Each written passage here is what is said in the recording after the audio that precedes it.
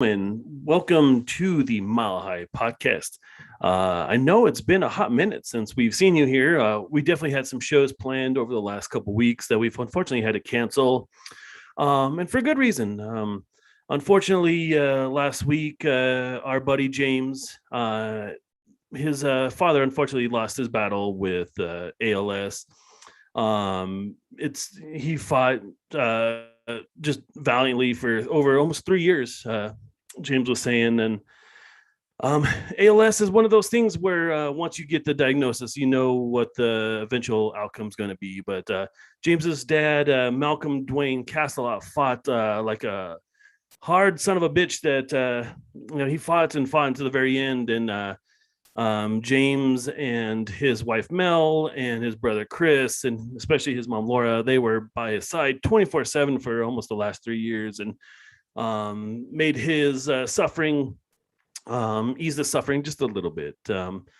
But unfortunately, last week, poor Cass, he lost his battle there. And I grew up with James and DW and I, we have been together since we were like 3 years old. So Cass was my Cub Scout leader, and I've known him for, my whole life basically. And he was a genuinely good dude. And just hearing how much he meant to people at the service the other day was really inspirational, really awe-inspiring. We can all wish to live a life as full as James's father, Malcolm Dwayne Castle. So I wanted to honor not only Cass and his life, but also to James, Mel, and Chris, who are all such important figures here at Truckee Pacific and Mile High Podcast. They were with him at the very end, and they gave up their whole lives for the last 3 years to make Cass's suffering a little bit easier to bear. And so we want to take this time to give a moment of silence and also reflect on the amazing life of Malcolm Dwayne Castle.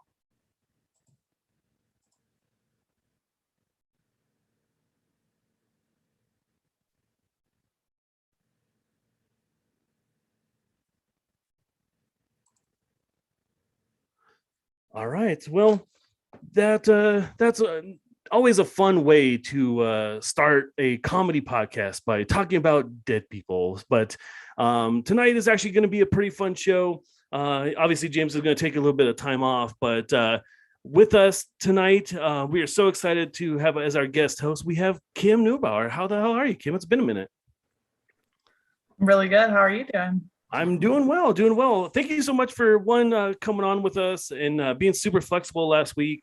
You were super understanding and very thoughtful in your comments to James and for his whole family. So thank you so much for coming back on with us. I think what James did is amazing, and I'm happy to be supportive. Absolutely. James and his whole family, they have, like I said, they sacrificed their whole lives to take care of Cass, and now they can go on living. And we're excited to get James back here as whenever he's ready.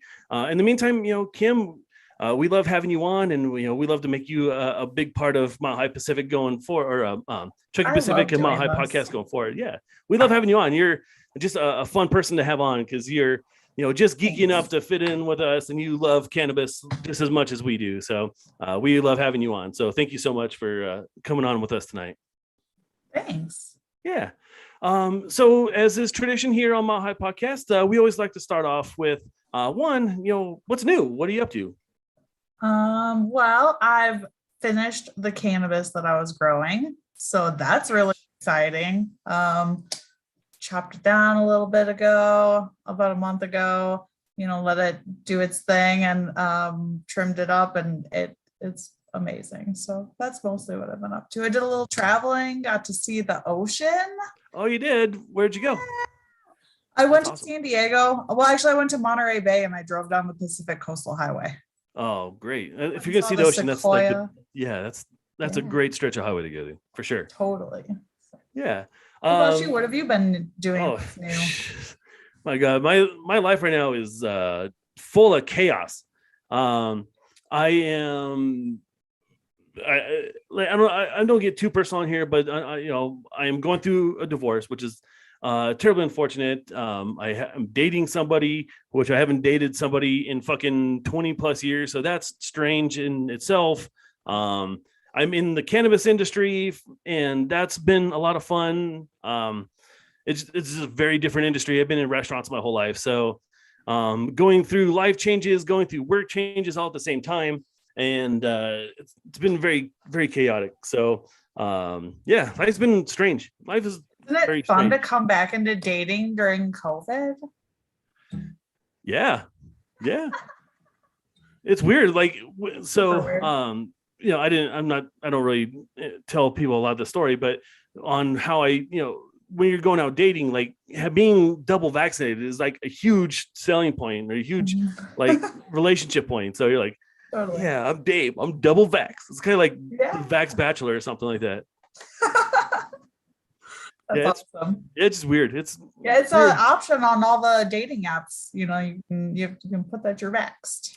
Yeah, and who's that asshole who's like, fuck this double vax bullshit? Like, you think that's gonna set you apart from all the others? Like, this guy, he's not double vax, so he seems like somebody who I can see a long future with. Like, I don't think so. Oh. Yeah, I guess Maybe a long there's future on a ventilator. future on the ventilator. Yeah, I guess there's somebody for everybody. I got pretty lucky. Right out the gate. So yeah, life is just very strange right now. Very strange. Just trying to get on top of it, and then of course the holidays come around, and it's like it just adds another layer of strangeness on top of already a strange affair. So yeah, that's what's going on in my life. Thanks for asking. We're nearing the record for the latest snow in Denver. I know, crazy. Like warm today. It was warm last couple of days. It's been warm for like 70 degrees like last week. I love it. It's very strange, especially after last year when it was real snowy. But I know that La Nina is impacting a lot of the weather going into the Southwest. So I know this year will be a little bit drier of a season, but I'm sure we'll make up for it next year.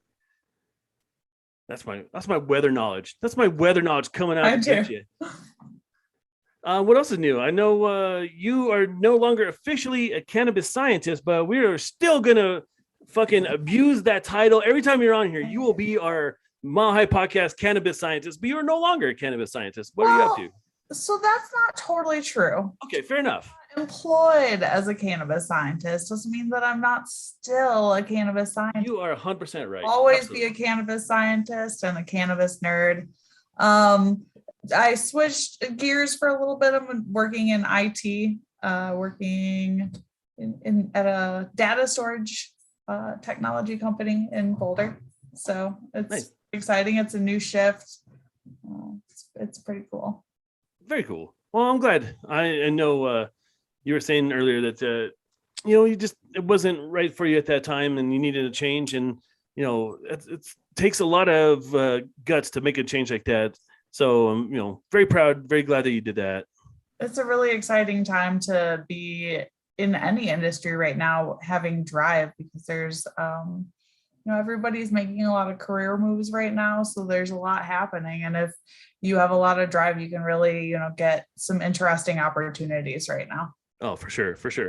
Yeah, now is the best time ever to look for a job. I mean, right, everybody's hiring right now. So yeah, if you are an employer, let me make a warning to you guys. If you're an employer, pay your fucking people, treat them with respect, give them benefits. I mean, like real basic shit, like allow them to actually work at your place and then also have a life outside of work. I mean, it's not like we're asking for a whole lot of extra money. We want to be able to live in Colorado. Colorado's a great state. It'd be nice to actually work at a place where you can afford to fucking live here, Right. It's fun to work to live.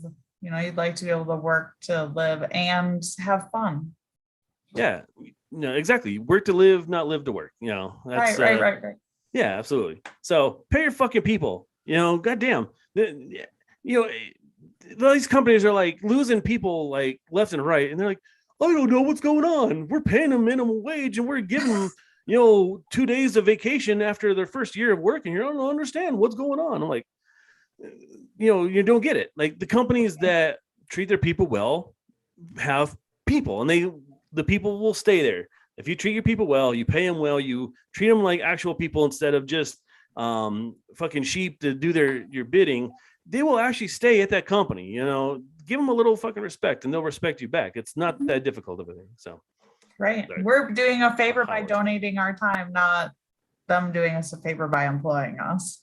Yeah, like we're making these companies fucking millions and millions of dollars. The least they could do is just like treat you with respect, know your name, give you a living wage, like fucking basic Give shit. health Like, insurance. Health insurance. Health insurance. It's a good one. Man, we're going down this weird rabbit hole, man. We are going down a weird rabbit hole. I don't understand why. This is funny. This is hilarious. Our health program here in America is hilarious. It's a joke. Fucking joke. It's a joke. It's a fucking joke. Like, I don't know how we don't have universal health insurance. This is very strange how we're starting the show, but eventually we'll get to our favorite movies. I don't know. I'm gonna have to find some clever segue to get to our favorite movies from health insurance, but I'll figure it out. One of my favorite movies is Outbreak.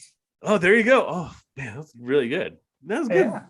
Yeah. Like Contagion was also a great movie, which also kind of harkens back to the last fucking year and a half that we've been living in this fucking contagion zone. So I'm so glad that you are at a new company. I hope they treat you with respect. You fucking deserve it because you're cool as fuck. So you deserve a pinball room. Fuck yeah. Hell yeah. Yeah. I sell weed. So, I get free weed, man. Like most of the shit the shit I'm smoking right now is this fucking amazing golden goat I got from Lova. And it was because I got a stipend from the company. Like they give you free weed and then you get all these like samples and shit from all these weed companies. And they're like, okay, fucking all this shit that I'm smoking for free. And I'm like giving it out to my parents and my, James and Darius, like, here, have some of my bounty of free weed that I'm getting. So have you done any of the Wana gummies, the THCV? Of course. Oh yeah. I was on a test for Wana. They were testing. They were doing THCV laced fit gummies.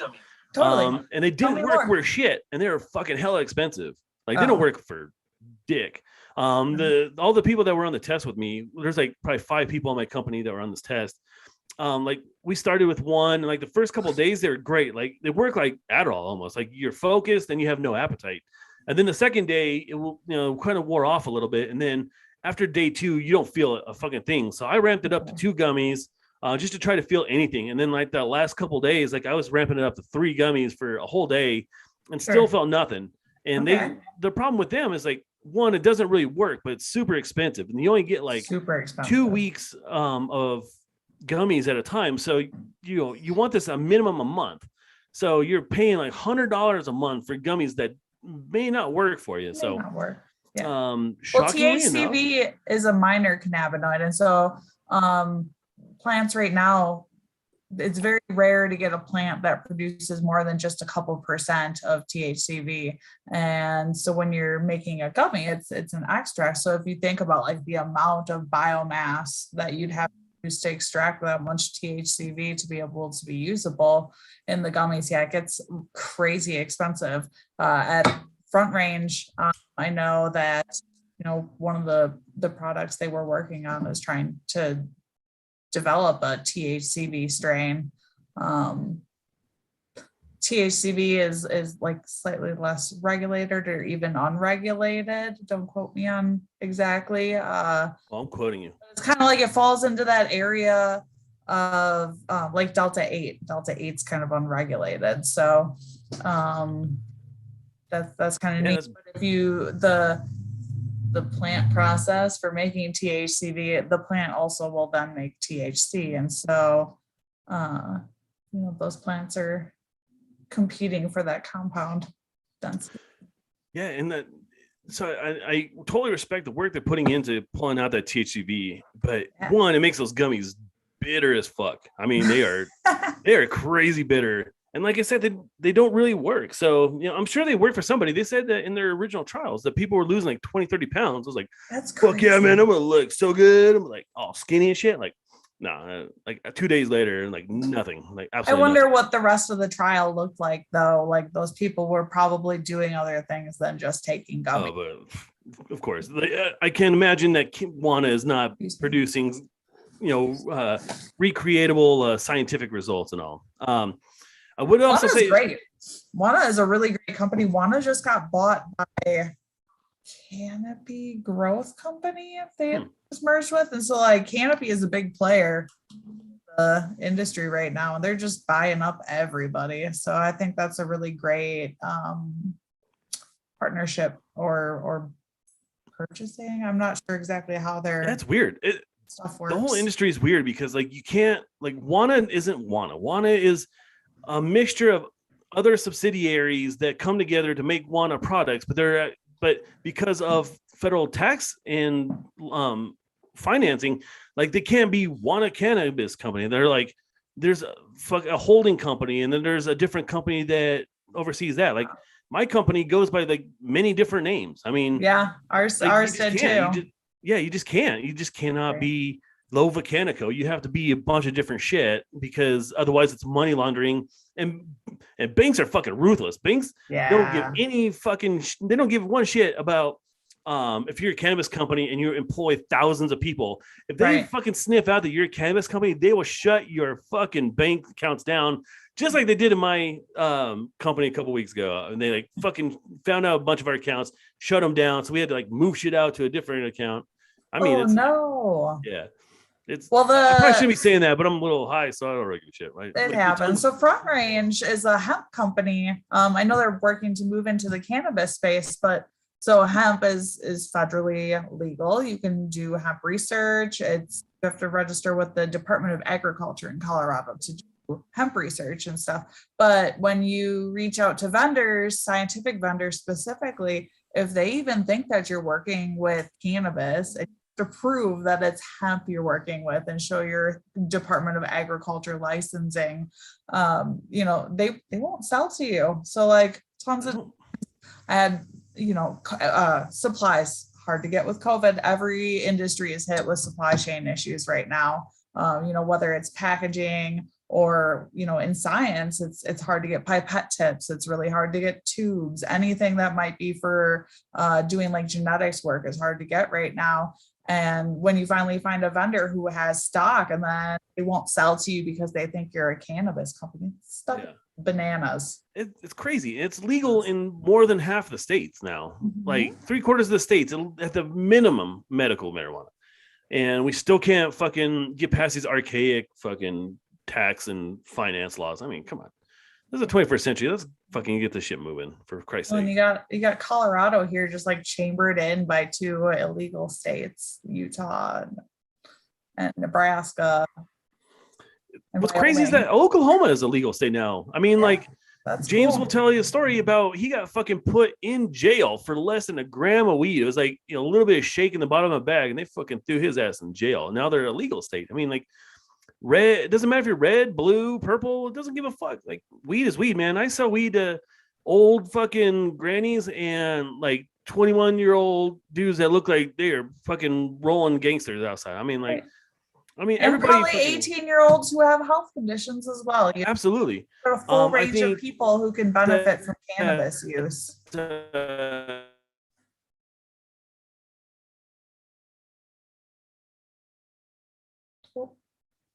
Did I lose you?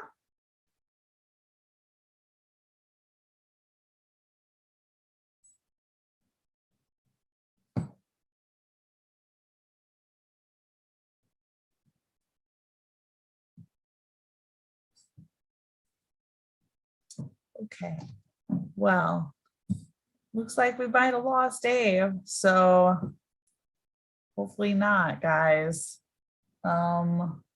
Looks like I'm riding solo for a minute.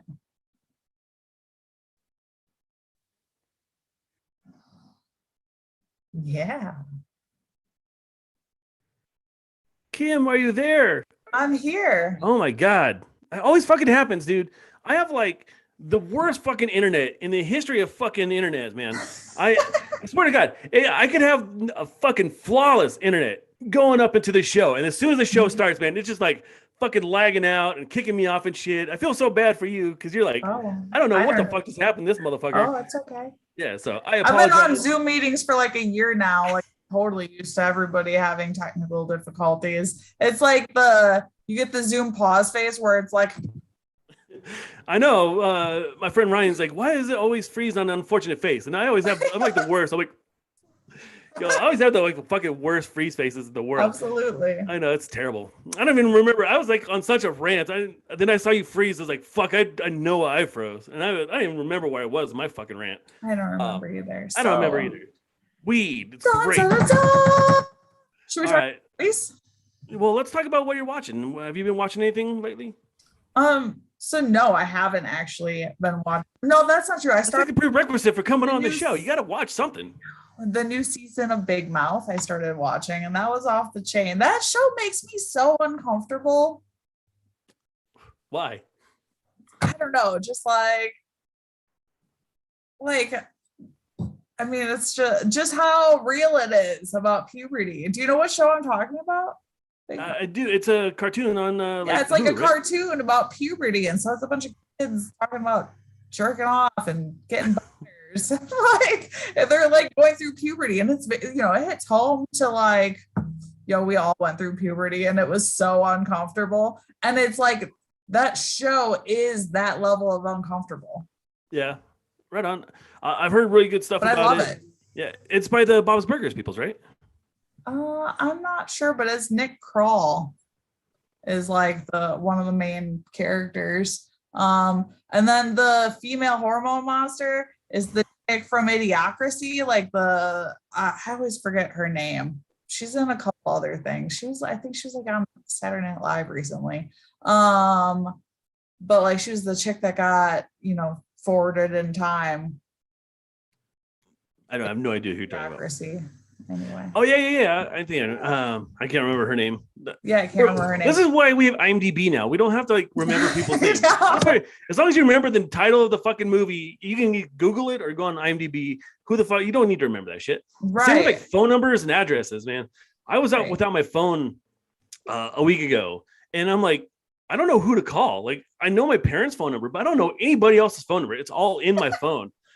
I don't know what address is. I just like know general locations and I know how to use Google Maps. But right, you end up in trouble, and they're like, "You can make one phone call. You sure don't want to call your parents at this point in life, probably, but like, you can't even call anybody but your parents." Yeah, I don't. I have no idea what my girlfriend's phone number is. I have no fucking idea. If I were to be stranded in Tijuana and I needed to call one person, and if it wasn't my parents, I am fucking stuck in Tijuana for the rest of my life. I think. I don't know. I don't know anybody's phone number. I don't know Darius's or James's phone number. I know them because they have a place on my phone. So I have no idea what their fucking. I don't know what their address is. I don't know what their phone number is. I don't know any of that. But I know my credit card number by heart. That's weird. That's pretty weird. Weird. Yeah, like, and I'll remember it within like 2 days of getting a new card and a new number. It's just like, for some reason, like those chunks of 4 numbers, my brain is like, yeah, you can totally memorize everything. But I also know like my best friend from kindergarten's phone number still. I can remember my old phone number. That phone's disconnected. Yeah. Yeah, I know. Remembering phone numbers is kind of a thing of the past, which is unfortunate because you do get stuck in situations like, I really wish I knew this person's phone number because I could get in a lot less trouble that way. Hopefully they don't ever change 911's number. I would be screwed. I can't imagine they would like, we're going to do something different today. We're going to add a 6 in there somewhere. So it's going to be like 9116. Like, why would you do that? Why would you change? It's like when the TV went and turned to digital and like it went off the broadcast. They're like, oh, 911 doesn't work anymore. It's going to be 911-8675. Isn't I think like London is like 999 or something like that. I think so. Yeah. Yeah. I don't know why I know that. Again, weird random shit that I know. I don't know why I know that. I do want to point out what I've been watching. I just got done watching Midnight Mass on Netflix. What a great fucking show that is. It's by the same dude who did Haunting of Hill House and Bly Manor on Netflix. A cruel fucking show. It's pretty short, relatively. It's like maybe 8 or 10 episodes. Okay. It starts off real slow, But then at the end of that second episode, man, it just gets going and doesn't stop until the very end. A lot of twists and turns in it. The characters have a lot of depth, and then of course, like the cinematography itself is just fucking fantastic. It takes place on this little tiny island, and it's a supernatural story that takes place, and an unexpected supernatural story, to be honest with you. And it was creepy, it was atmospheric, it was just a really, really good show. So I highly recommend Midnight Mass on Netflix. Going through our commenters, I want to say hi to our homeboy Rob Roberts. He's always on, so I want to say hi to him. He's been watching Old Henry, which I have no idea what that is. It sounds like one of those 60s Disney movies they used to watch on Sunday nights on ABC. My mom, hey mom, she is watching In the Heights, which everybody in the entire world who has seen In the Heights loved, except for my dad. I think my dad is literally the only person that's seen that movie and did not like it. So I want to give a shout out to my dad for going against the grain on that one. Nice. And then Rob Roberts, he's watching Supergirl. FYI, Rob Roberts, it's ending. I think it might have already ended, but it's ending. And Old Henry is a Western kinda about Billy the Kid. That's called Young Guns. That's a Western movie about Billy the Kid. The only one, the definitive Billy the Kid story. So, which is a great segue into our favorite movies. So tonight we're talking about our favorite movies. And Young Guns, not my favorite movie, but definitely one of those ones that you just like can watch over and over and over and over and over and over again. I just watched it like probably a month ago. I watched the whole thing because I listened to a whole podcast about Billy the Kid and how crazy Young Guns, pretty fucking accurate to the actual Billy the Kid story. Like, who'd have fucking thought? But great movie. But tonight, Kim and I, we're just chit-chatting about our favorite movies. We're gonna go through like our top 5 list. We're gonna talk about some of our favorite movies growing up, a little bit about the criteria that we're using to make our favorite movies. So Kim, I'm just gonna come straight out, man. What is your favorite movie of all time? Of all time, okay, so I'm gonna preface this by saying that I don't watch a ton of movies. I like the attention span of a goldfish. So I like comedy movies. The best is the way to put it. And since it's Christmas, I think maybe one of my favorite movies ever. It's funny because how you have Elf, it like blurs out the cover. It's like Elf the porn or something like that. It was being blurred out. It's Elf. I love Elf. It gets me really jacked up. I hadn't seen Elf until I was like maybe 19 years old, and somebody at work found out I hadn't seen Elf, and she like freaked out at work. Yeah. And she bought it for me, and so I still have it.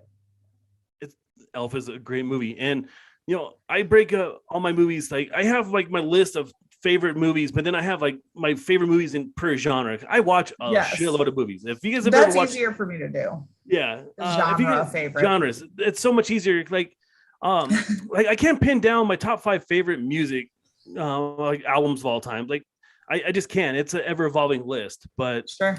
I definitely have a top 1 and 2. My favorite movie of all time is The Godfather. I come from an Italian family where it wasn't dissimilar to some of the things that happened in The Godfather, which was pretty fun. But just a great fucking movie. It's just an absolutely great movie. It's one of those ones that I watch at least once a year, and I don't watch a lot of shit over again. And that's kind of how I define my favorite movies. Is it watchable more than once? And I have watched Godfather probably more than any other movie I've ever watched before. Are you Italian? I am more. I say I'm more Italian than I really am. Okay, so I'm like a quarter Italian. My dad is half. His mom, full-blooded Italian. Her parents were hot off the boat, and so I'm like a little bit Italian. I'm mostly like everything else, not Italian, but like it's cool to be Italian. So hey, I'm from The Godfather. Yeah, like I don't look anything Italian. Like me and Denny Bonaducci are like the only 2 fucking redheaded Italians ever. So I'm a little Italian, but in my head I'm like big Italian. Oh, for sure. I seasoned my garlic with garlic powder today. Like, hey, that's Italian.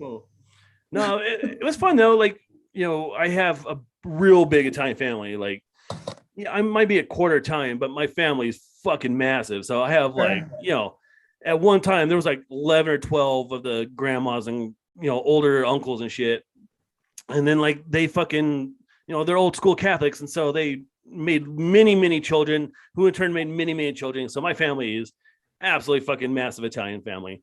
And they all tend to congregate up in like the Italian areas of like Westminster and Arvada and everything. So it's fun going to like, weddings and shit are always big affairs. Like hundreds of people show up and it's kind of fun, but I definitely am a lot less Italian than I lay on. My son is even less Italian than I am, and he's like, "Hey, but hey, what's the go? Hey, like you cook well? Like, dude, you're like 7. You're like 7% Italian, bro. What's your question? I said, does he cook well? But he's 7, so he does. Well, he's 7% Italian. He's 14. But he does actually he does cook well. But I will say my dad is way more Italian than my mom, but my dad is not quite the cook that my mom is. I mean, it's not a prerequisite to be an Italian man that cooks. But I think it is. I'm a great fucking cook. I'm a great cook. I make a nice spicy meatball. I make a nice tomato marinara. We call it gravy in my family. That's what Italian my family is. We call the fucking red sauce gravy in my family. So we don't call it marinara. I'm really excited to talk about one movie, and it's this one. Ooh, tell me about that. I've never even heard of that one. Oh my goodness. So can I just read you the description? There's no rules. There's no rules on here. There's no rules. Blah, blah, blah, blah, blah. Some stuff. I like this movie already. It really doesn't. Okay. You get a glimpse of Ohio after a tornado. They had a natural disaster, and the town's inhabitants. It's a really messed up movie where he like kills a cat. I'm just gonna be there. You go. It's about some messed up kids killing cats, and like what? I don't know why I like this movie, but I ordered it because I felt like I watched it in high school. So that's a thing that happened today. I thought about this. That's your like one of your favorite movies. It's one of my like favorite weird obscure. It's like theatrically weird. It's just like it's a weird obscure movie. I don't think they ever killed a cat in the movie. They just suggest they killed cats. It is implied. I haven't seen this since I was in high school. The cat homicide is implied in this one. Weird. That's a really you went from elf to fucking cat murder. I don't know where the connection on that was. Okay, there we go. Now we can. Now we're back. So this was like the first movie I bought myself. Really nice. That's a good one. I'm a huge Kevin Smith fan. Baby.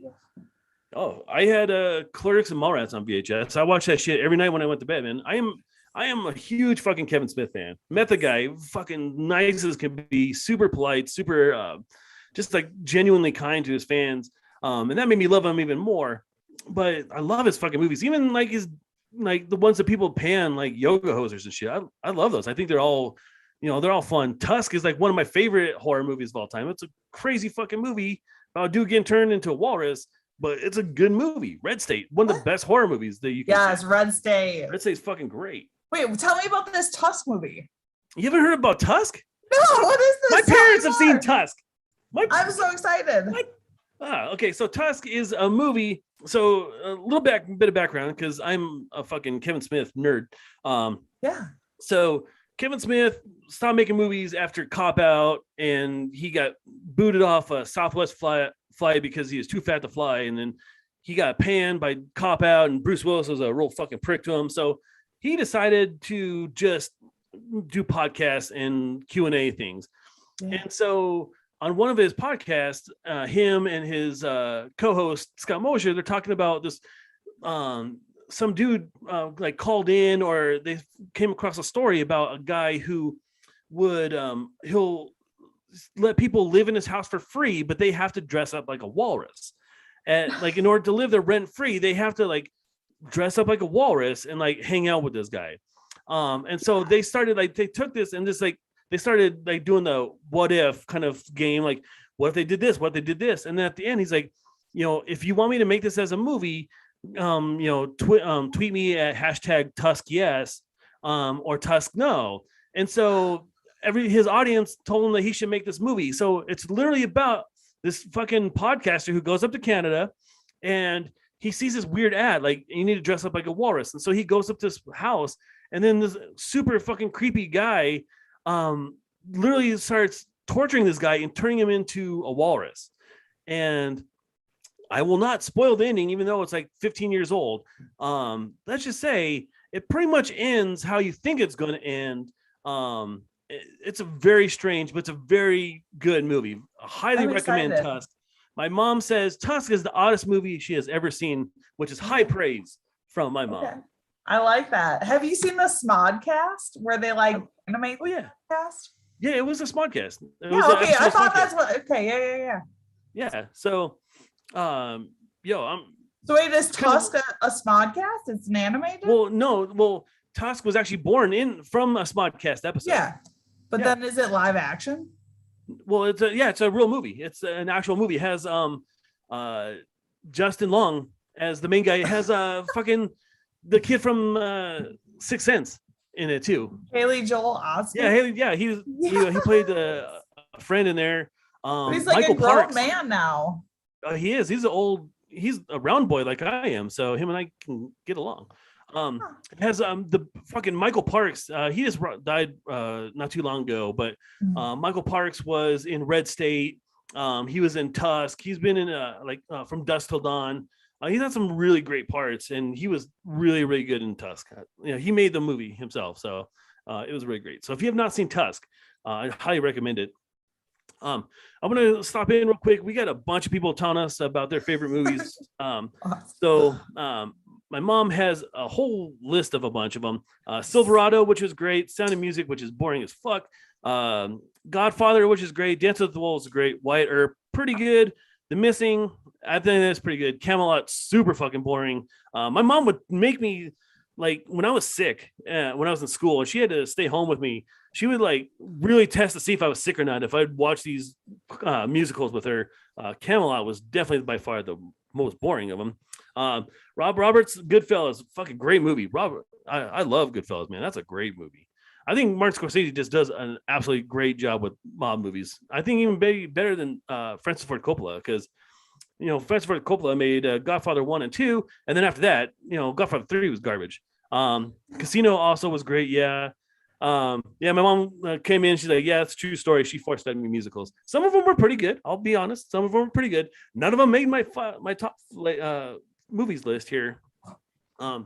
Here's another favorite movie of mine. I don't really have a set criteria on what makes a movie a favorite of mine. Really, if I watch it over and over again, that automatically makes it one of my favorites. But this movie, which is on my list right behind Godfather, is probably the most influential movie in my life, and that is The Lost Boys. When I saw The Lost Boys when I was 9, I literally became a vampire for an entire summer.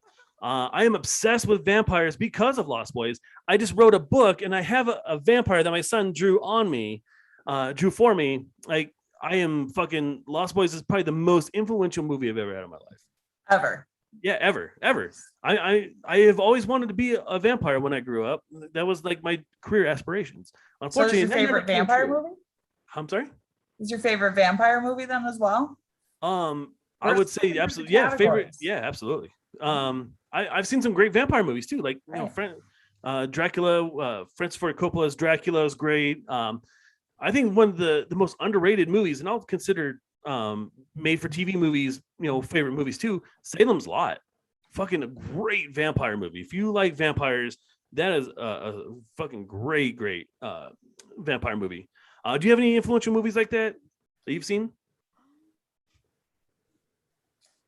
Man, if you say the murdered cat video, I'm gonna be very upset about that. A Beautiful Mind was like my favorite movie when I was a kid. I thought that was like really beautiful. A bunch of like really, I watch. My most influential.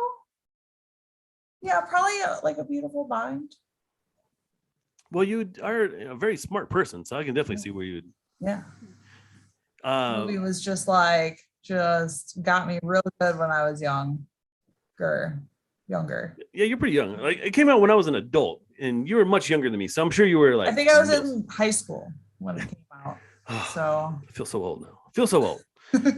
Tell me some of your favorite comedies, because you said that you kind of are drawn to comedies, and that is its own genre on its own, because comedies don't really get a lot of love in people's top favorite lists, and like I don't know why. Like, give me some of your favorites. Well, so I'm gonna quick touch on vampire movies, because my favorite movie that's a vampire movie is Interview with the Vampire. Okay. Love Anne Rice. She's a great author, and so Interview with the Vampire. Queen of the Damned was all right, but Interview with the Vampire. Excellent soundtrack though. Movie itself was garbage. The Queen of the Damned soundtrack, yes, you are correct. That was great. It was pretty funny though that Korn was like the best rock band in the entire world. Like it's Korn. They're great and all, but it is Korn. I wouldn't say like the best rock band in the world or anything. They're really good live though. They're great live. They're really great live. Yeah. Jonathan Davis puts on a really good show. He does. Oh man, great show. I mean, they're Korn, so it's like they're not like gonna hide behind a bunch of like effects or anything. Like it's like it's Korn, but they do Korn very well live. So he played the bagpipes when I saw him. Yeah, me too. Yeah, that was like bagpipes. Also found out that he does not wear underwear underneath that kilt. Oddly enough. Good thing so my buddy Brian said Interview with a Vampire is great, along with The Crow. There you go. That was his goth conversion. Absolutely. I mean, The Crow is one of those movies, man. It came out when I was in high school. That was another influential movie, because that was like goth as fuck, and that's when I was in like the Marilyn Manson and Nine Inch Nails days. I mean, that was like full on goth. The album behind it also was fucking great. So yeah, good call on The Crow there, right? Edward Scissorhands. There you go. And there's so many. Tim Burton itself, like Nightmare Before Christmas, like that. I forgot about that. It's still one of those movies that you watch twice a year. You can need to watch it at Christmas and or Halloween, or if you're folks like Ryan, I'm sure he watched it multiple times a year. Great fucking movie. Absolutely great movie. Tim Burton is an absolute genius. So I'll watch Beetlejuice once a year too. And it doesn't make a lot of people's favorite list, but it's one of those movies that you just like, you watch, you seek those movies out. Like you don't really come across movies much anymore, because you everything's digital. So you have to actually search shit like that out. Beetlejuice is definitely one of those movies that you search out at least once a year. Yeah. Have you seen What We Do in the Shadows? No. Okay, if you want to see a great vampire movie, that is an absolutely great vampire movie. What We Do in the Shadows? What We Do in the Shadows. It's by Taika Waititi. Okay. Yeah, it's fucking great. It's a really great one. So, let's see. Tell me some of your favorite comedies. Okay, yeah. Step Brother. Basically, any Will Ferrell movie. Do we just become best friends? We did just become best friends. You like Guacamole? Yes. Talladega Nights. Let's see, what else basically any old Adam Sandler film. I'm really a fan of like OG Adam Sandler. Oh yeah, man. I put Billy Madison as one of my favorite. Terrible movie. You go back and watch it. It's a horrible fucking movie, but it's still real funny. It's still really funny.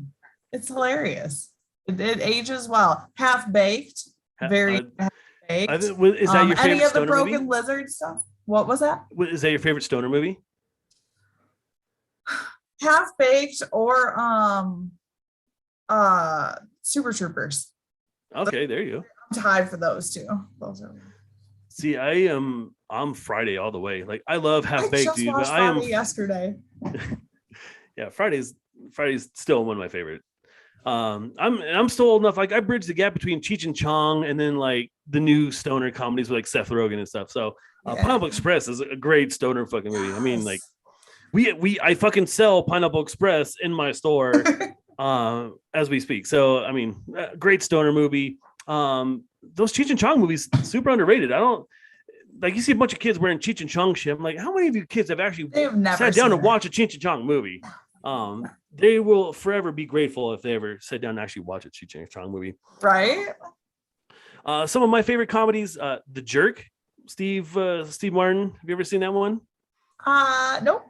You haven't seen? Okay, definitely. I think I have seen it like with my dad when I was younger, because my dad like not made me, but like I watched a bunch of movies my dad when I was younger. So, and I think Steve Martin, all his movies were like my dad's jam. I'm gonna throw this out to the people who are watching along. Tell me, what is the first line of The Jerk? It is a one of those lines that is seared into people's memories if they have ever seen the movie. I'm gonna throw it out to the commenters. What is the first line of The Jerk? Spaceballs. Anything by Mel Brooks. Blazing Saddles, Spaceballs. They're right up there. Those are ones that I just watch, and I can watch them all the time. Holy Grail, right up there. I love Monty Python. Yeah, Monty Python's fantastic. Have you seen any like newer comedies that could fill that spot? Like what? Like any new comedies that you would say is like one of your favorite comedies of all time? I'm the worst at this. You know, I only gave you like 2 weeks to prepare. I think that you're like the fucking smartest person I know. You're like, I know, and I'm just like, movies? What are movies? You must be growing some pretty fucking fire weed over there if you. I know. My weed is too good, and I'm like, oh, what? I've never even seen a movie in my life. What are movies? All I know are motion pictures. I don't understand this movie. So kids movies. I find like most kids movies are The Emperor's New Groove. Okay, there you go, man. Emperor's New Groove, fucking great. I know we've talked about that before. I can quote Emperor's New Groove all day, every day. So most kids movies are comedies, I find, because you need to keep it funny and to keep kids interested. And so basically, like, I love kids movies. I love things that are colorful and flashy and fast moving. So that is my jam. Very nice. I can go with kids movies too. Goonies. Yeah. Goonies is one of those other movies that are terribly inspirational in my life. My whole Race Through Space series that I write, which I will be hawking to no end at the end of this show, is directly inspired by the Goonies. The Goonies are the golden standard for kids action fantasy movies. There are very few movies that are as inspirational to me like that. Have you ever seen Flight of the Navigator? So I talk about Flight of the Navigator all the time, and nobody ever knows what they're talking about. So I'm so glad you do, because Pee Wee Herman. Oh, tell me about it. Give me your love of Flight of the Navigator. I love that. I love that movie. Okay, so that actually is probably my favorite movie of all time. Like, I always forget that exists because I don't even mention it because nobody even has ever heard it. Because only the cool kids know. Only the cool kids know. If you know, you know. And so I didn't know that Pee Wee Herman was the robot or the spaceship until like a couple of years ago, which made it so much better. And that movie's so great. Short Circuit. Oh yeah, Johnny 5 is alive. All the new Jeeps that are like, they have the angry Jeep look, like they look like Johnny 5 when he's all pissed off. He's like, number 5 is alive. Love it. What's funny though, so there are some movies that were my favorite movies when I was younger. Then I go back and watch them. I'm like, how the fuck did I ever like this movie? Like what? Dark Crystal. By far, I have remembered that movie so fondly. Growing up, I remember it with nothing but rose tinted glasses. And then I showed it to my kid not too long ago. I'm like, is this the same movie that I'm remembering? I mean, this movie sucks real bad. So yeah, no, I was so disappointed in that movie. And I will have to, I'm sorry, but Short Circuit, watching it, in my older years, it's a terrible fucking movie. Is it? It's not a good movie, dude.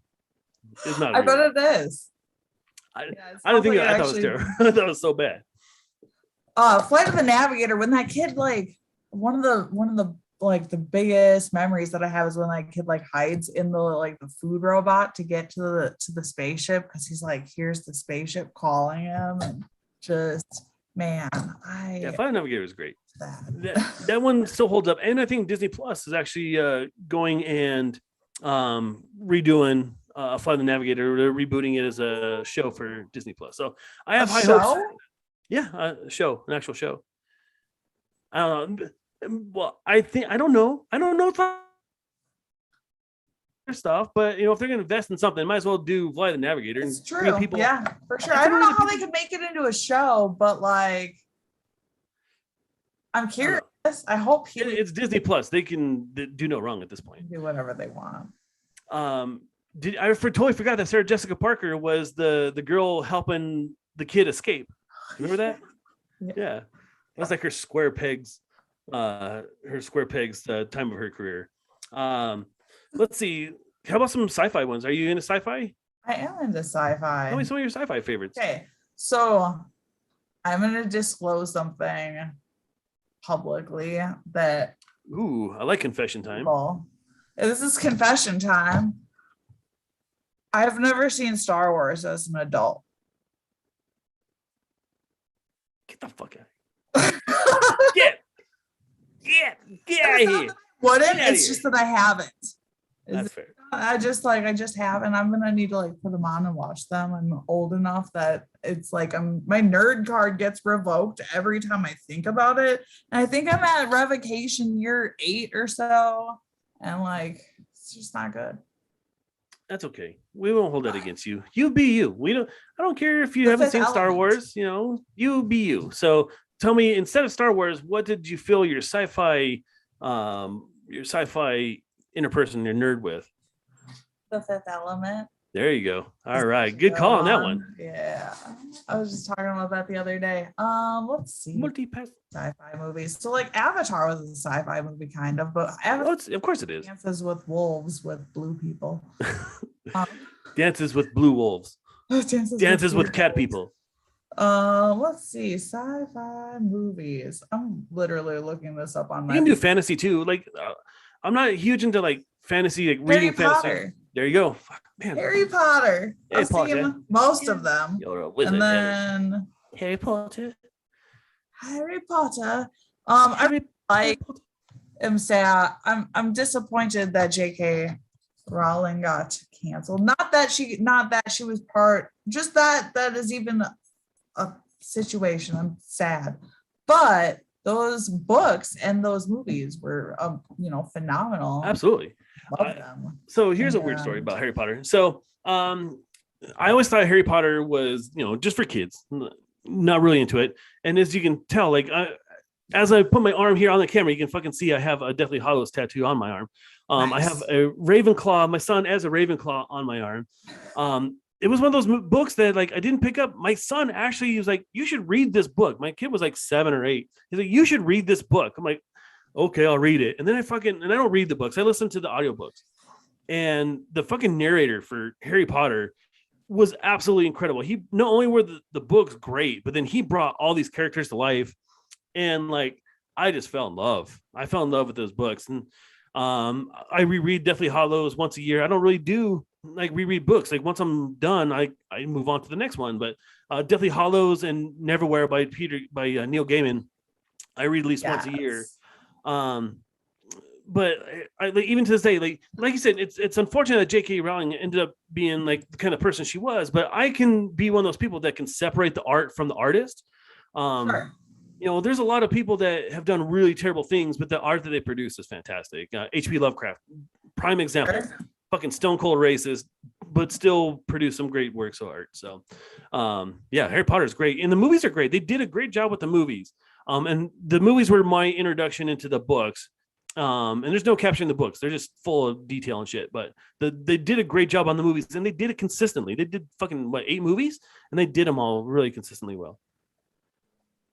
So I just did a quick Google search because this weed that I grew is really good. Like my brain not work. And the internet says that the Truman Show is a sci-fi movie, which I mean, like, I can see that. I love that. Truman Show is great. I love Jim Carrey and most of the things he does. He's just like so animated and like passionate about his roles, especially when he's climbing out of a rhino's ass. Yeah, no, people don't remember him from the old Ace Ventura days, talking out his ass, coming out of rhinos. Okay, we have a winner. Fucking Rob Roberts. I knew Rob Roberts would come through, man. So the opening line of The Jerk: "I was born a poor black child." That was Steve Martin. His first line of The Jerk: "I was born a poor black child." Yes, he was. If you have not seen The Jerk, highly fucking recommend that movie. well, we were talking sci-fi. The Truman Show is great. Jim Carrey, fantastic. He's definitely had some fucking bombs in his career, but he's done some really great things. I don't know if you've seen the fucking Sonic the Hedgehog movie, which is one of those movies as one of the unexpectedly fun movies of a couple years ago. He was great. He was as Dr. Robotnik. He was really funny in that. So somehow I missed that he was Dr. Robotnik. I hadn't heard that. That's and he was good. Watch that. The fucking Pikachu movie at the same time. It's like Pikachu and Sonic the Hedgehog both came out, and people are like, "Wow, how stupid are these movies?" And then you actually get to see them. Like, good fucking movie. The Pikachu movie. Ryan Reynolds played. Yeah, Ryan Reynolds played Pikachu. It was great. Oh, okay, that's kind of great. That was great. He's so his sense of humor is like, it's appropriate for children, but it's also definitely geared towards adults a lot of times. And so that's really great. He's great. That nobody else remembers is Nothing But Trouble. Oh, if I could remember that. Dan Aykroyd and the fucking dick nose. Yeah, and the dump with the garbage twins. Like, yeah, that was. Some people say that's like the funniest movie of all time, and then there's people like me like, really? That movie? I'm not so sure about that. That movie was like very influential of my. I watched a lot more movies when I was a kid, and so that is like a movie that stands out in my brain. That and like Flight of the Navigator, those two are just like, I must have watched those a lot. My dad must have liked those movies. And Coneheads, Terminator 2, Ghostbusters, man. We haven't failed to mention Ghostbusters. I mean, the 80s were chock full of classic movies. One of my favorite movies of all time. Not a great movie per se, but one of the movies that really stuck out to me because it meant so much to me. This is the very first movie that I ever watched on a VCR. My mom rented a VCR from 99-cent Video down the street. Awesome. I remember it. I fucking remember it because it was like the change of my life. So she set it up somehow on her clunky ass TV, and it was The Never Ending Story. And it's still to this day, man. I love that fucking movie. I listened to Liam Hall's Never Ending Story when I write my books. I mean, like the movie still sticks with me this many years later. Falcor is like, I would love. Why can't I have a Falcor? I don't know. Your cat's pretty goddamn close. My cat is pretty Falcory. Yeah. Falcorian. Mm. Back to the Future. Back to the Future. Obviously. Yeah, totally. One that all three of them were pretty like good. Yeah, I agree with you there. It's funny to see where their 2015 was versus our 2015. Very different. Right. Very different areas. Very different. I mean, we kind of had. So like I was riding the one wheel, which is like not by 2015, but they had the one wheel. So at least they had like a floating skateboard looking thing by 2015. Yeah. We didn't have the flying cars, unfortunately. We're getting there. We have cars that drive themselves, so that's one thing, I guess.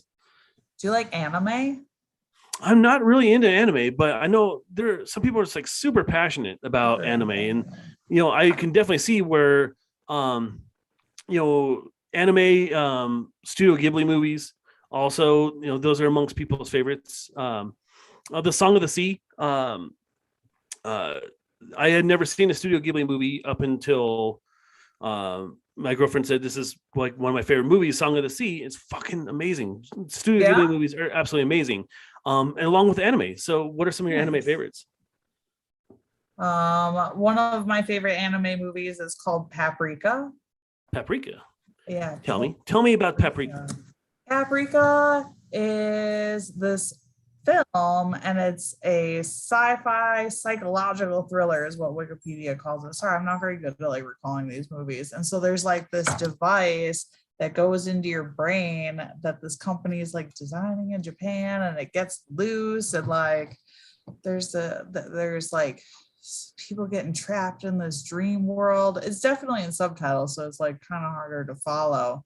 And it's like basically Wikipedia describes it. It's a battle between a dream terrorist who steals a device that allows others to share their dreams and causes nightmares for people, and a research psychologist who enters the dream world and changes into Paprika, a dream detective, to investigate the cases. And like I watched it after a Red Rocks concert. One of those hippie jam band concerts, so you know what I mean was going on, and it blew my mind. There was just like so many colors. It was really hard to keep up with, but it was good. Also, Initial D. Tell me about Initial D. I've never heard Initial D is about this kid who delivers food on a mountain in Japan, I'm guessing, and it's about his car, and so it's actually an anime about cars and just like they're racing cars and drifting, and it's just pretty nerdy. It's fun. So Christy, who unfortunately couldn't be on the show tonight, she is commenting in. Her kids just fell in love with The Sandlot, which is great. Killing Me Smalls. Let's see some other ones on here. My cousin Amanda, she said that she really enjoyed watching Christmas part was an Office Christmas Party, so it was pretty funny. Deadpool, getting a lot of love for Deadpool on here. That's, if you're talking about Ryan Reynolds, man, that's Ryan Reynolds as most Ryan Reynolds. White Christmas, it's Christmas time. Let's go by. I think holiday movies are its own genre. So, do you watch many holiday movies? Obviously, you watch Elf, but do you watch anything else? Yeah, obviously, I watched Elf. Yeah, I like holiday movies. I like the holidays in general, and I mean, I won't ever do it when car, but I definitely like turn on holiday music around the holiday times in my car and like sing it really loud at the top of my lungs. Good, as you should. So, I do like holiday movies. Let's see, what are some good ones? You shot my eye out. Christmas Story, obviously. Obviously. And you can't go wrong with that. I guess what is the Let It Snow, Let It Go? Elsa is kind of like a holiday movie, whatever that movie. Frozen? What is it? Frozen? Yes, Frozen. I don't know. I think of Frozen as like a holiday movie, even though it's really not. It's cold. If cold. A few of my favorite things, if that's considered a Christmas song, then you're more than welcome to use Frozen as a fucking Christmas movie. Go for it. Love it. Let's see, what else was there? The one with Arnold Schwarzenegger. Jingle All the Way. All the Way. Jingle All the Way. That was so bad. It's a great one, though. I definitely think that's a great one. It was brought to my attention through a meme this year that all the people on the Polar Express have this like dead, expressionless face in the animation that they just like, it was early animation. It was kind of like weird animation. And I went back and I looked like on YouTube at some clips. Sure, yep. That was a really good movie, though.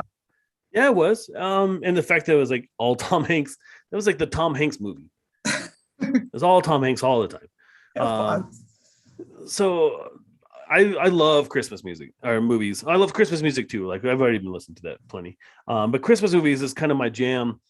So I am always looking for new Christmas movies. Christmas Story is by far my favorite one, but you have National Lampoon's Christmas Vacation right up there. Scrooged. I even like, some of the old school, like Christmas carols, like the one with the Disney one with the Muppet one with Patrick Stewart. Jim Carrey. A Christmas Story. Yeah, A Christmas Carol. Yeah, A Christmas Story with Scrooge and like. No, Christmas Carol. It's a Christmas Carol. Yeah. Yeah, there's 1,000 of them. We'll get there. We'll get there eventually. When we actually start recording the show, I'm sure we'll be ready for anything. What other Hollywood movies? Home Alone. Oh, there you go. Home Alone. Like the new one on Disney Plus. Fucking funny. I did not expect to enjoy the new Home Alone movie, and It was fucking funny because it was making fun of itself. It wasn't taking itself too seriously. Awesome. Yeah, a lot of homages back to the original because it's a direct sequel to the original Home Alone ones. Fucking funny. Who'd have thought? Yeah. Is Macaulay Culkin in it at all? He's not in it, but they talk about him all the time. Good. Yeah, it's pretty funny. Surprisingly, Bad Santa was funny. Bad Santa was funny. I do like those Christmas movies that are just like they're different. Like Bad Santa is a fun Christmas movie. Was it the Naughty Moms or the Bad Moms Christmas, where it's a holiday movie, but you don't expect it to be. Just Friends with Ryan Reynolds, and absolutely I don't think I've seen that one. No, I have seen that one. That is a good movie. It's a really fun. That movie. Yeah. Is that the one where he's like a chonker in the beginning? Yeah, he's the fat guy. He's like, and I swear by the moon and the stars. It's great. Yeah, it's really funny. So I highly recommend, if you haven't seen Just Friends, definitely go and check that out. All the different variation of Grinch movies. Like, I really like those. Also like the Peanuts Christmas. Yeah, the all those like cartoons. Little tree. Yeah. You have to watch that at least once a year. I think they fucking just played like Rudolph like for Christmas. They just played it like tonight or something. Rudolph, like yeah, like it's November. Can we like play it a little bit closer to the holiday? Like, come on, let's not do it. So what other like okay? So obviously there's the Nightmare Before Christmas, and there's scary movies that are like kind of Halloween-y, obviously, and there's Halloween, and so like we're gonna take Halloween out of the equation. What other movies or what other holidays have movies? That aren't kids movies. Fuck, man. There's a bunch of Thanksgiving movies out there. Yeah. I can't really name a lot of them because they're not too many. They're few and far between. But I know there are some Thanksgiving movies. Is there a 4th of July movie? There's a Born on 4th of July, but I don't think that's a holiday movie by any means. Independence Day is Independence Day. A holiday movie. Also not really a holiday movie, but it involves a holiday. Yes. There's plenty of like New Year's movies and shit. Yeah, I don't know, dude. Die Hard is a Christmas movie, man. It's a fucking Christmas movie. Yeah, it is a Christmas movie. It's absolutely a Christmas movie. I mean, but it's weird, right? Like the only two holidays that you really celebrate are Halloween and Christmas. Like every other holiday can kind of fuck itself. Yeah, like Valentine. Is there a Valentine's Day? Oh, yeah. Okay, there you go. Valentine's Day, which is not a real holiday, which is pretty dumb. Like there's a lot of movies about Valentine's Day. I think Hallmark has like, a whole like week of Valentine's Day movies they play at that time. That's true. But like also wasn't there some weird like horror films released on Valentine's Day? Yeah, well, I think it's called Valentine's Day. Pretty creative. I think it is. Yeah. Yeah, I like for the holiday horror movies like Black Santa, or like Black Knight, Black Santa, Holy Night. What's your favorite horror film? My favorite horror film, Exorcist, man. Oh. I am a huge fan of horror. I love horror. I watch as much horror as I possibly can, and it's made me kind of a snob. And I will absolutely be a snob. I give a fuck less if people think I'm a horror snob. But Exorcist is by far the best horror movie I've ever seen. Followed by Hereditary is a great horror movie that I just saw recently. It's one of my favorite modern horror movies. One of the movies that scared me as a kid that kind of made me love horror movies is Poltergeist. Have you ever seen? That's a good one. Yeah. It's. I look back and now it's not terribly scary, but when you're like 19 years old and that's a scary fucking movie, especially when you're like all the like trees and shit are moving. Because like I was always kind of freaked out about that kind of stuff. So totally, Poltergeist was great. Joyride scared me. Joyride, yeah. Is that the one with Candy Cane? The truck. Yeah. No, it was. Yeah, I think it was. It was either that or Jeepers Creepers. Yeah, that one was scary. Yeah, Jeepers. That one was pretty super scary. Yeah, that fucked me up.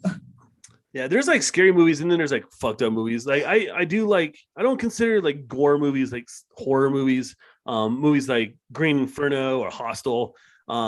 They make an impact, but they don't scare me at all. They're just there to gross you out. Saw is kind of like the same way, where it's more about the gore than it is about the horror, but I still enjoy it.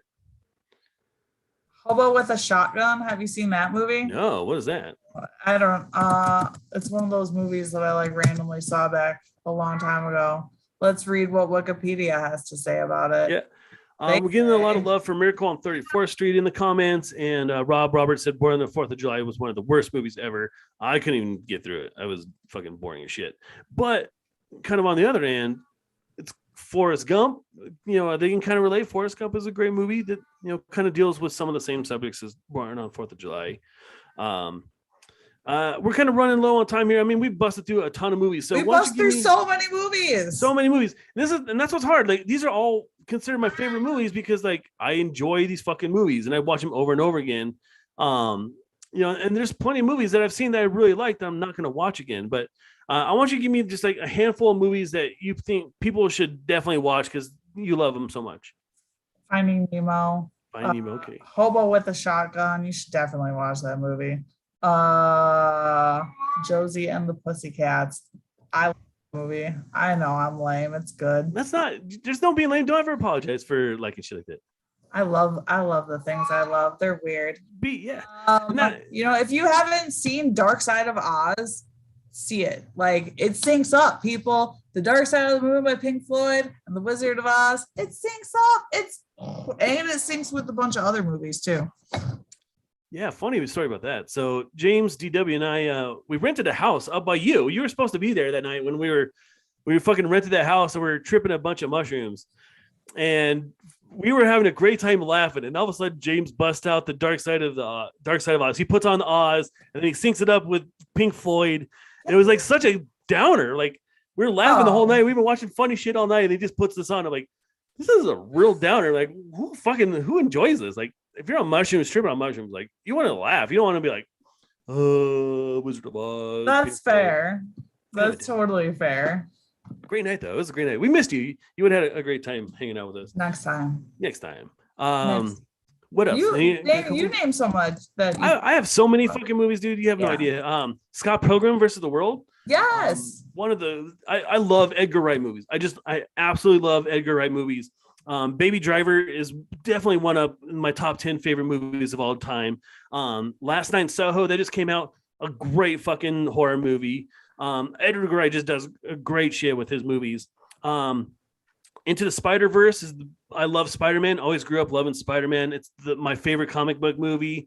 Reservoir Dogs. I'm a huge Quentin Tarantino fan, but Reservoir Dogs is still one of my top favorite movies. And there's just so many, man. There are so many fucking movies that I love. It's just like we don't have enough time. So will you promise to come back again and we'll talk about some more? I will. And you guys, everybody should see the movie Pie because it's really messed up. That's Pie. Another one. I like really messed up movies that mess with your head. I would love to come back and talk about weed and movies and food. Yeah, we need to talk about weed and movies. Definitely. Let's see. Amityville Horror by Rob Roberts was a good one. Let's see. Exorcist, Scared Bonnie, the Trilogy of Terror. Rob Robert watched when he was 8 years old, and then Laura Roberts says Nightmare Before Christmas. So there's some of their favorites. Please keep them coming in. Feel free to comment on the webpage.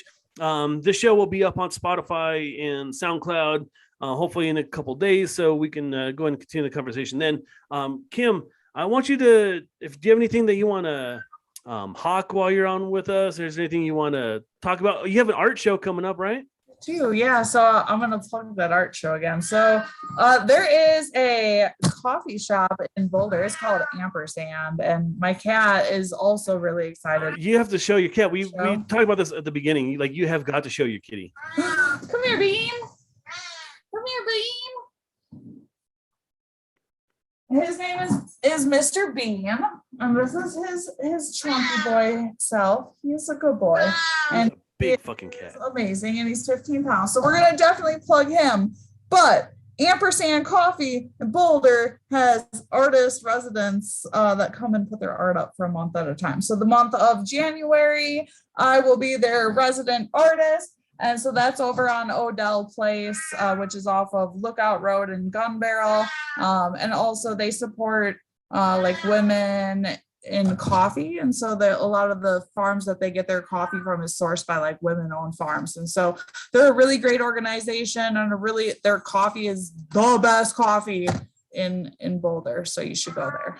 Absolutely. And we'll definitely be there. So make sure you let us know the dates again, and we'll put All up of on the page. January, all of All of it. You January. just go Cool. there, get a cuppa, and I don't even need to be there. You can just go see my art. There's no like official show. I'll just go in there like one morning and hang my art on New Year's, and you guys can go look at it at your leisure. Awesome. It's paintings of my cat and some dogs and some other weird psychedelic trippy art looking stuff. So it's neat. That's awesome, dude. Congratulations on that. Whatever. That's awesome. I am it's that time of year where I am going to hawk the Christmas roast, which is like one of the favorite stories I've ever written. It's a holiday horror story. It's written as a Hallmark romance movie with a really fucked up ending. You can get it now on Audible. Trevor Wilson does a fantastic job narrating this book. It's only like an hour and a half long. It's a short story. Definitely worth your Audible credit, or you can get off of Amazon and read it if you like doing it the old school way. Definitely recommend that.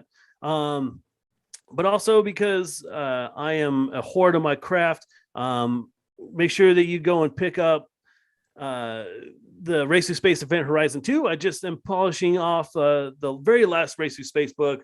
Right now, it's coming along great. But in the meantime, why don't you go back and watch or read Event Horizon 2? And then, of course, because I am a slut for my own books, Caldera. I need you to go and get Caldera. Also a great book. A lot of good stuff, man. I only made like $6 in royalties, so I need you guys to like step your game up. I need to get some of this fat book money. So Caldera, yeah, book money. Give me that book money. Caldera, money. Race to Space, Christmas Roast, all available on Audible, all available on Amazon. Go and pick up a copy. They make great stocking stuffers for people that you love or people that you don't love. So just get them one of my books, please. Other than that, we'll come back. I have some great shows coming up in the next few weeks. So last year, Kim, so we have this guy named David Bondarchuk that comes on. He's one of our favorite guests. He's a local chef. He's been on Food Network and everything, decorated the White House. We love Chef David. So when I knew him, he loved Christmas. He was Mr. fucking Christmas, right? So yes. We every holiday season, we do a Christmassy theme for the month of December before we go off on our break. And last year it was like my favorite things. And so I brought David on, and about halfway through, he's like, I hate fucking Christmas. Like, I despise everything that there is about the holiday. And it shattered everything that I knew about myself and everything I knew about the world. It was completely shattered in like an instant. So this year we're bringing David on and we're having a debate. Why does he hate Christmas so much versus me, who is like Mr. fucking Christmas? So make sure you guys tune in for me and David, Christmas yes versus Christmas no.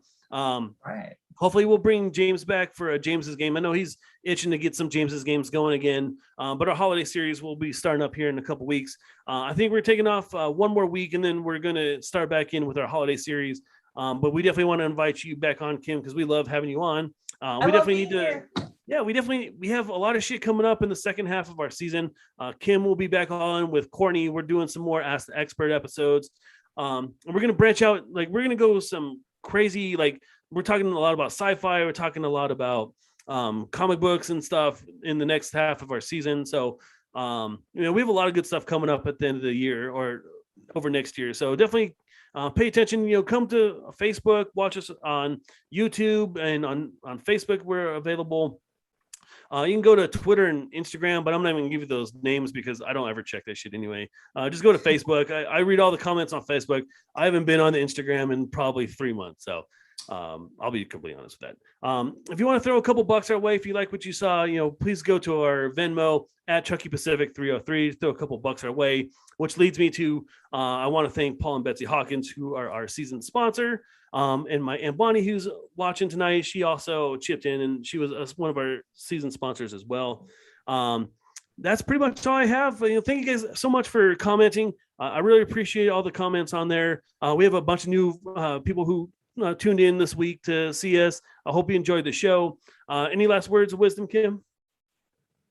Everybody have a really, really safe holiday. If you've been drinking, just call an Uber. Don't get into your car because your family just wants to see you for Christmas a month later. You gotta make it to Christmas.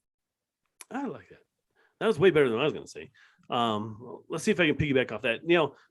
Kim's absolutely right. Don't drink and drive, please. I know way too many people that have been infected by people victims of drink and driving accidents. So definitely be safe this whole holiday season. COVID's still out there, so wear your mask. Even if you're double vaccinated, still wear your mask, wash your hands. Just assume that the people around you that don't have a mask on are probably infected with something. So you definitely don't want to bring COVID into your Thanksgiving, because that is going to ruin a lot of people's weeks. So be good to each other. Mr. Santori, who's one of our hosts here, he always ends the show with "be good to each other," and that's going into Thanksgiving. That's really the perfect sentiment just going into this week. Just be good to each other. People are short staffed. People are stressed out. COVID's still a thing. Holidays are stressful as it is. Just have a little empathy for each other. Be good to each other. That's all I can really ask. So thank you guys so much for watching. Kim, thank you so much for being on. All my love and prayers go out to James and his family. Thank you guys. Have a good night.